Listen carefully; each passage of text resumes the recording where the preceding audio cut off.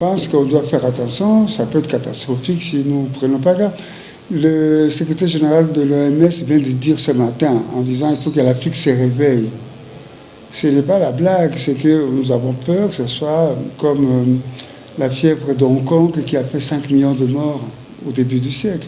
C'est une pandémie, donc il faut s'y préparer, pas dans la panique, dans le sérieux, mais il faut se préparer. Quels peuvent être les candidats potentiels à cette pandémie?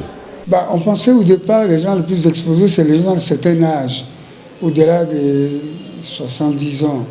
Mais ce n'est pas tellement vrai. Nous pensons plutôt que c'est les gens qui ont une situation de perturbation immunitaire. Donc, comme quand on parle des diabètes et c'est un état de pléthore. Donc, ils ont un système immunitaire assez déséquilibré. Les gens qui sont malnutris sont aussi des gens qui sont immunodéprimés, donc toute une catégorie de gens immunodéprimés qui sont susceptibles d'être des victimes de cette pandémie. Il n'y a pas une catégorie particulière. Qu'en est-il des enfants? Et les enfants, ils sont un petit peu privilégiés parce qu'ils ont un système immunitaire en formation. Donc on a vu tout à l'heure qu'il y a peu d'enfants qui meurent, même en Chine, qui sont morts de cette maladie à coronavirus. Ils donnent une bonne réponse immunitaire contre le virus, peut-être. On n'a pas de chiffres exacts pour pouvoir appréhender ces phénomènes. Mais on constate pour l'instant que les enfants sont moins atteints que les adultes. Donc on pense que c'est dû à leur système immunitaire. Et vous, en tant qu'immunologiste et virologue, qu'est-ce que vous proposez comme voie de sortie?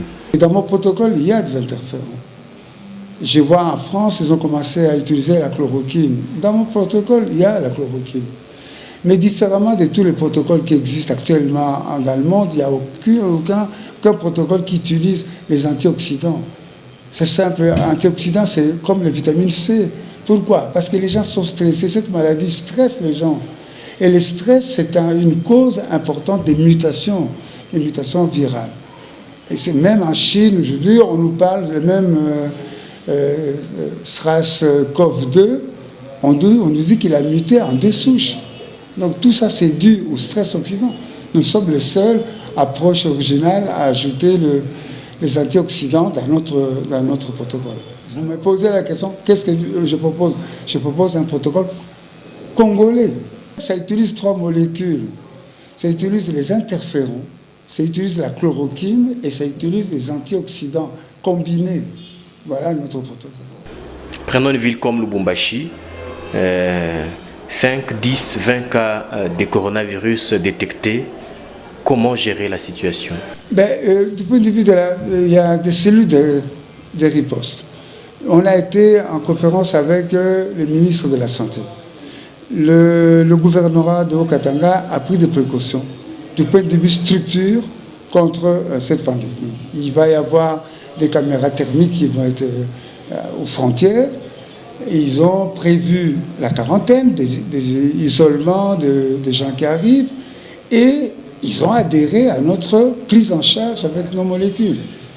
Le gouverneur a budgétisé même l'achat des interférons, de chloroquine, de vitamine C. Ça a été budgétisé, donc c'est une approche de responsabilité. Ce qu'a dit le président de la République, que tout le monde est ça concerné, je félicite en tant que scientifique, en tant qu'acteur, ce que le gouverneur de Haut-Katanga a prévu de faire. C'est ça qu'il faut faire.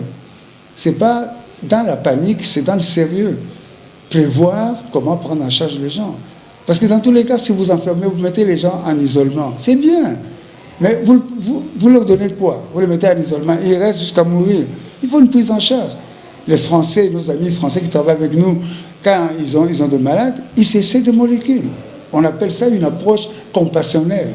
Donc on ne va pas lui demander est-ce que vous avez essayé ça chez les animaux, tout ça. Non, parce que vu l'importance, vu le côté néfaste de cette pandémie, l'utilisation des molécules qui ne sont pas nocives, c'est permis par l'OMS. Donc il y a une prise en charge sérieuse dans la province de Haut-Katanga. Prof Balaka et Kwalanga Michel, merci d'avoir répondu à nos questions. Je vous remercie aussi parce que vous faites partie de leaders d'opinion, donc ce que vous faites est bien. C'est que les gens aient des réflexes de défense. Je vois maintenant les gens porter des masques, tout ça. Normalement, les masques sont pour des gens qui sont infectés, pour qu'ils n'infectent pas les autres.